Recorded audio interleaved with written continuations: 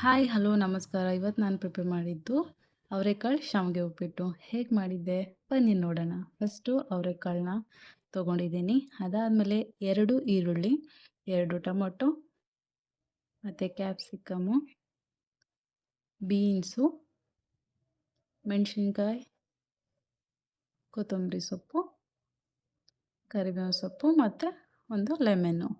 So ಇಷ್ಟನ್ನು ready ಮಾಡಿ ಇಟ್ಕೊಂಡಿದ್ದೀನಿ. ಅದಾದಮೇಲೆ ಶಾವಿಗೆ ಎಷ್ಟು ಬೇಕು ಕ್ವಾಂಟಿಟಿ ನೋಡಿ. ಅದಾದಮೇಲೆ ಬಾಣಲೆಗೆ ನೀರು ಹಾಕ್ಬಿಟ್ಟು 2 ಚಮಚ ನಾವೇನು ಹಾಕಬೇಕು, ಎಣ್ಣೆ ಹಾಕಬೇಕು. ಚೆನ್ನಾಗಿ ಕುದಿ ಬರೋ ತನಕ ಇಡಬೇಕು. ಆಮೇಲೆ ಶಾವಿಗೆ ಹಾಕಿ ಮಿಕ್ಸ್ ಮಾಡಿ ಒಂದು 2 ಮಿನಿಟ್ಸ್ ಆದರೂ ಬಿಡಬೇಕು. ಅದಾದಮೇಲೆ ಒಗ್ಗರಣೆಗೆ ರೆಡಿ ಮಾಡಬೇಕು.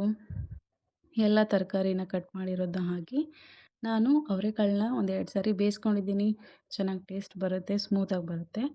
ಚೆನ್ನಾಗಿ ಮಿಕ್ಸ್ ಮಾಡಿ ಆಮೇಲೆ ಲೆಮನ್ನ ಹಾಕ್ತೀವಿ. ಲೆಮನ್ನ ಹಾಕಿ ಮಿಕ್ಸ್ ಮಾಡೋದು. ಆಮೇಲೆ ಶಾವಿಗೆನ ಹಾಕ್ಬಿಟ್ಟು ಚೆನ್ನಾಗಿ ಮಿಕ್ಸ್ ಮಾಡಿ ಉಪ್ಪು ರುಚಿಗೆ ತಕ್ಕಷ್ಟು. ಅದಾದಮೇಲೆ ನೀಟಾಗಿ ಮಿಕ್ಸ್ ಮಾಡಿದರೆ ಟೇಸ್ಟಿಯಾದ ಶಾವಿಗೆ ಉಪ್ಪಿಟ್ಟು ರೆಡಿ ಆಗುತ್ತೆ. ಹೆಚ್ಚಿನ ವಿಡಿಯೋಗಾಗಿ ನನ್ನ ಚಾನಲ್ನ ಸಬ್ಸ್ಕ್ರೈಬ್ ಮಾಡಿ.